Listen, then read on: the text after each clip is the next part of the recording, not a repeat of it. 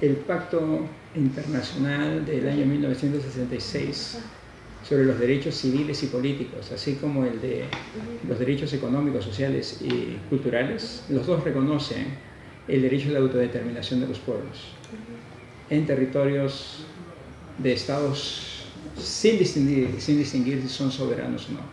El derecho es bastante amplio, o sea, en principio sí se considera.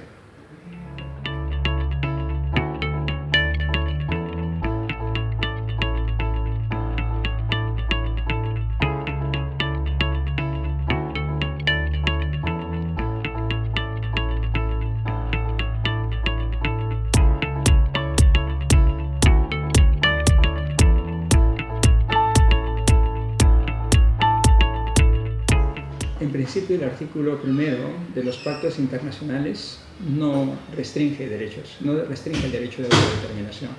Este es un derecho que está para todo pueblo que desea, que necesita su independencia o su autonomía, su declarar su autodeterminación. O sea, ahí hay una limitación. No hay una limitación de la norma, sino esto es un criterio que se ha asumido de la práctica. Y en efecto, en la práctica, la autodeterminación, en los términos conocidos del artículo primero de los pactos internacionales, partió del concepto de los pueblos sometidos, subyugados, entonces que requería una autodeterminación para vivir en un contexto de democracia. Pero la limitación no es tan formal como lo establece la declaración que me han leído.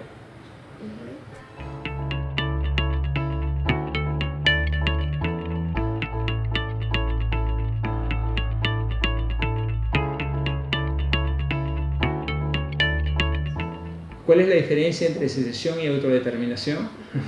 En realidad dependerá del caso concreto, ¿no?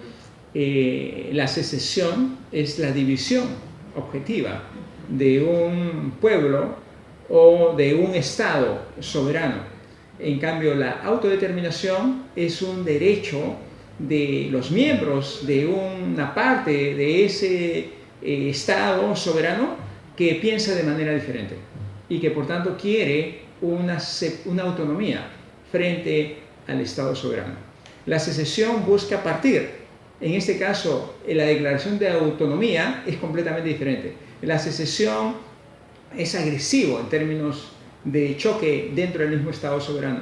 La autodeterminación es la declaración de este pueblo que piensa de manera diferente.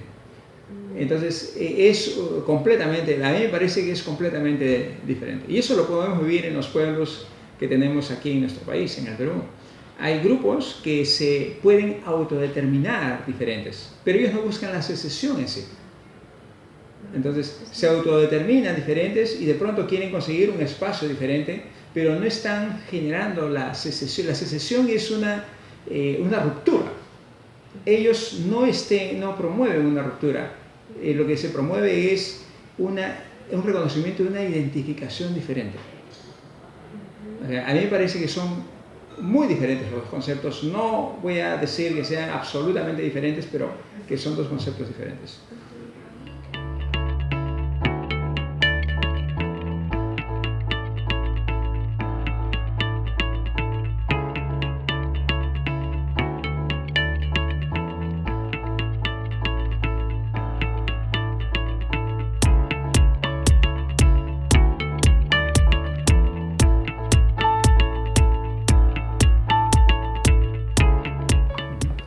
Sí, esa es la afirmación de la Asociación de Académicos Internacionalistas.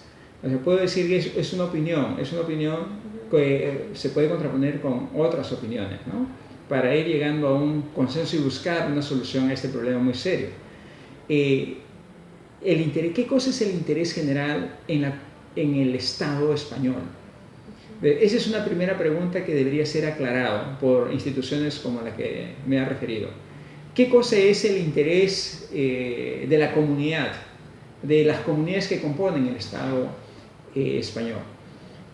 El interés general es absoluto en términos de que una comunidad piensa de manera diferente y va a ocasionar un daño al interés general. No creo que se dañe el interés general. El interés general existe y va a preexistir a cualquier decisión de una comunidad. El interés general se compone cuantitativa, pero sobre todo cualitativamente, por todo aquello que integra al país español. Entonces, si hay algo que no integra, ¿el interés general deja de existir? No creo. El interés general va a continuar. Lo que hay detrás, además, es otra concepción de lo que es interés general. El interés general se construye día a día.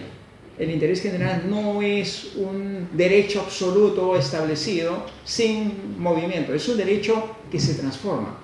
Y ese interés general hay que entenderlo, y los políticos, las autoridades de turno, tienen que entenderlo.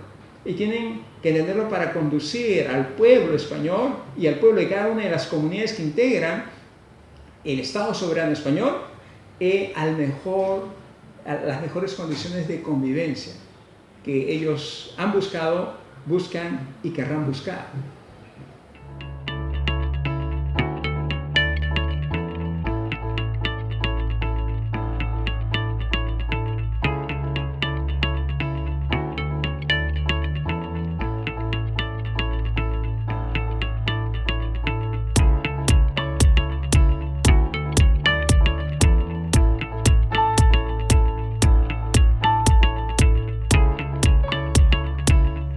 El caso Kosovo es diferente. Entonces, la búsqueda de su autonomía, de autodeterminación del pueblo kosovar, esta unidad que luego consiguió un respaldo internacional, es diferente. Kosovo, hay que analizar los antecedentes. Yo he tenido oportunidad de transitar cerca de este lugar, y por las referencias que yo conseguí, aparte de las lecturas, algún colega que sustentó justo una tesis sobre este tema, es que allí el grupo de ciudadanos ha ido migrando y ha ido transformándose, y eso va creando condiciones diferentes.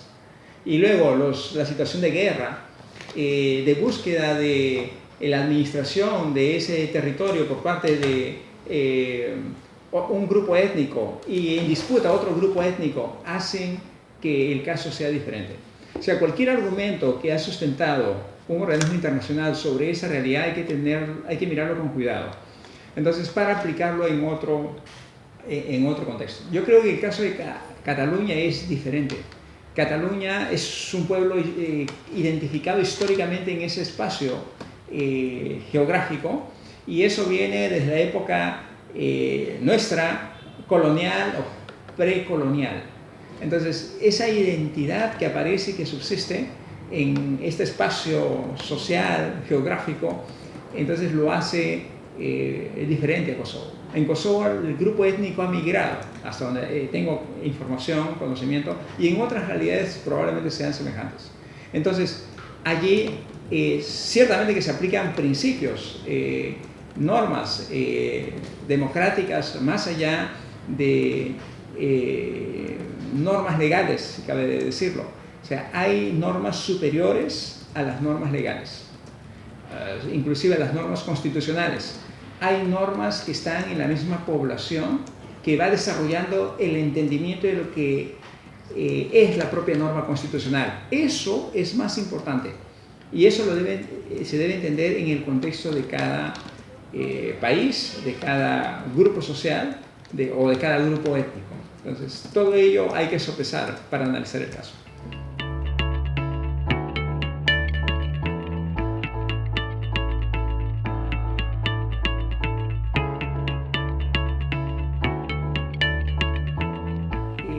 Hay que distinguir el contexto de Cataluña en el contexto español. Hay que tratar de entender lo más posible desde la realidad. Yo no he tenido oportunidad de conocer Cataluña, pero sí conozco el País Vasco, que lo he visitado porque hay un instituto internacional de sociología jurídica desde varios años atrás, y yo recuerdo haber tomado parte en muchos eventos y conozco la población del País Vasco. El País Vasco es muy semejante a Cataluña, pero también son diferentes, su historia es completamente diferente. Entonces, pensando en esta realidad del País Vasco, y pensando que por lo menos en ciertas características el Cataluña tiene semejanzas, yo puedo decir de que su declaración de autonomía, de independencia, en el contexto español, ciertamente que afecta el componente, se puede decir, la integración cuantitativa del país, pero no creo que lo afecte en términos cualitativos. O sea, por la independencia de Cataluña no es que se va a dejar de ser, va a desaparecer España. Eso es lo que yo creo que debería quedar muy claro. O sea, el gobierno central español no puede verse afectado por la declaración de independencia la declaración del derecho de autodeterminación de un pueblo que lo compone, sino el interés general español va más allá de las fracturas cuantitativas. Entonces, eso me parece que es muy importante. Entonces, claro, cualquier país que se vea afectado va a buscar no perder, que se vea afectado, el centro se vea afectado respecto a una de sus partes, va a buscar no perder esas partes. Pero aquí hay que entender cuál es la naturaleza del pedido de esta comunidad que declara su independencia, ¿no? Y el tema es, yo creo, es bastante complejo. No es tan fácil de sustentarlo desde un centro y decir, tú no te separas, no tienes autonomía, no tienes el derecho a autodeterminación, no puedes alcanzar tu independencia en tanto yo no lo decida. Entonces, eso me parece que no es la realidad de un país como España.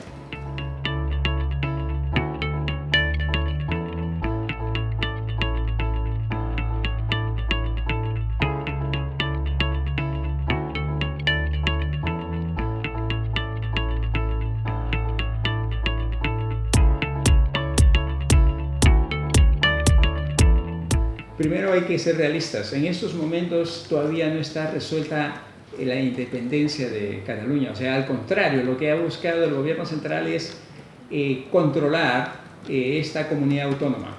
Entonces, está recuperándola en términos de control. Le ha quitado su autonomía prácticamente. No solamente ya no tiene independencia, sino su autonomía, que la tenía ganada hasta antes de la declaración que hicieron los gobernantes de la comunidad. Entonces se ha perdido. Entonces lo que está ocurriendo es que el gobierno central español va a ingresar a controlar y ha convocado elecciones. Entonces la independencia tal no existe. En el supuesto que existiera, ciertamente que sería un precedente muy importante para muchos países. Este no es solamente la realidad española. Hay que tener en cuenta de que realidades semejantes se viven, por ejemplo, en Bélgica. Yo he tenido oportunidad de vivir en Bélgica. Se vive en Inglaterra, donde también he tenido oportunidad de vivir y donde hay grupos separatistas bastante fuertes también. Bélgica, curiosamente, tiene grupos, puede declarar su fragmentación. Eso sí sería una fragmentación muy cuantitativa, porque está casi todo delimitado para declarar su fragmentación. O sea, no se trata de un derecho de autodeterminación nomás, sino como que ellos ya tienen previsto que se pueden fraccionar, pero ellos no lo quieren hacer porque les interesa más, y eso es importante, la decisión de ellos, mantenerse unidos, por lo menos hasta ahora, ¿no? Y hay otros países semejantes como Suiza, que también les conviene mantenerse unidos. Son tan pequeñitos que fraccionados son menos todavía, entonces se mantienen unidos. El problema de España yo creo que es bastante similar en términos de la búsqueda, la falta de autenticidad para mantenerse unidos. Ese creo que es el punto que debería analizarse. ¿Por qué Cataluña busca su independencia? ¿Por qué el País Vasco podría seguir en el camino? Y de pronto alguna otra comunidad en el mismo España. Es que hay un problema de origen que es lo que se debe tratar. Entonces, ese es el tema. Eso es sobre lo que hay que discutir. Y yo pienso que no se ha conseguido una auténtica integración de comunidades como por ejemplo se mantiene en Bélgica o se mantiene en Suiza, que son dos ejemplos que yo los pondría más cercanos. ¿Ya?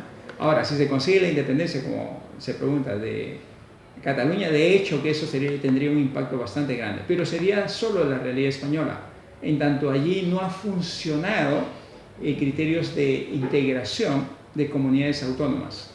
Entonces, por eso quiere ir un poco más allá Cataluña, su independencia. Y estoy seguro que el País Vasco buscaría lo mismo. Porque en eso, si bien ambos tienen historias diferentes, los intereses respecto a ir más allá de la autonomía de la comunidad son semejantes, hasta donde tengo información.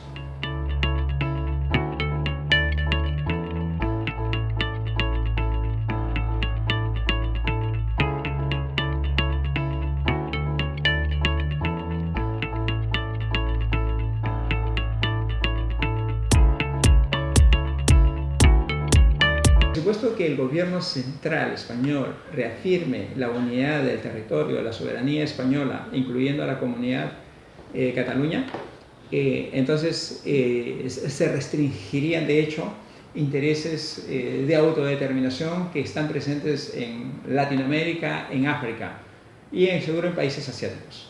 Entonces, de hecho que influye bastante. Pero de otro lado, si Cataluña consiguiera su independencia en los términos añorados por sus autoridades, solicitados, pedidos, declarados por sus autoridades regionales, entonces también el impacto sería al revés. Se incentivarían reacciones de grupos que de hecho se consideran muy afectados dentro de lo que se refiere a un gobierno nacional, ¿no? Sin ir muy lejos, aquí en el Perú, y lo podemos notar tras el Niño Costero del verano pasado, como el norte del país, muchas de las regiones están esperando su reconstrucción. Más allá de la descolmatación de los ríos y de las pistas y puentes, lo que se quiere es que la población esté en mejores condiciones frente a un posible nuevo fenómeno natural. Y no ocurre, porque hay mucha dependencia, a pesar de que tenemos un gobierno descentralizado, del gobierno central para que se tomen las decisiones sobre ello. Entonces, y no solamente se trata de un problema regional, curiosamente al interior de cada región hay problemas también de compartir, de coordinar una gestión frente a los desastres ocurridos. Entonces, y esto yo lo conozco del terremoto de Pisco del año 2007, o sea, falta un trabajo coordinado desde los gobiernos locales, los gobiernos regionales y el gobierno nacional. Entonces, ¿esto qué genera? Que las regiones se reactiven en cualquier momento y reclamen derechos de autodecisión, derechos de autonomía, no necesariamente la autodeterminación. Entonces, eso es latente en países como el nuestro y seguro que en otros países latinoamericanos podemos vivir experiencias semejantes. Yo tuve oportunidad de ser estudiante y estar en un taller de investigación. En el tiempo que yo era estudiante, el taller se llamaba Sociología del Derecho. Y yo creo que aprendimos muchísimo estando en el taller. Y luego tuvimos trabajos de responsabilidad social a partir del taller. Entonces yo los invito, este es un simpático espacio en el que ustedes se encuentran, un taller de Derecho Constitucional vinculado en estos momentos a un tema internacional, por ejemplo, que es muy importante, y los estudiantes pueden aprender más y luego tomar acciones sociales para aplicar aquello que aprenden, aquello que investigan, ¿no? Es muy importante que el derecho no se quede solamente en los libros, en los documentos, sino que también la sociedad se beneficie de ello. Entonces, en ese sentido, el taller puede abrir las puertas y en ese sentido también bienvenidos todos los jóvenes para sumar conocimiento, sumar información y brindarlo para la sociedad.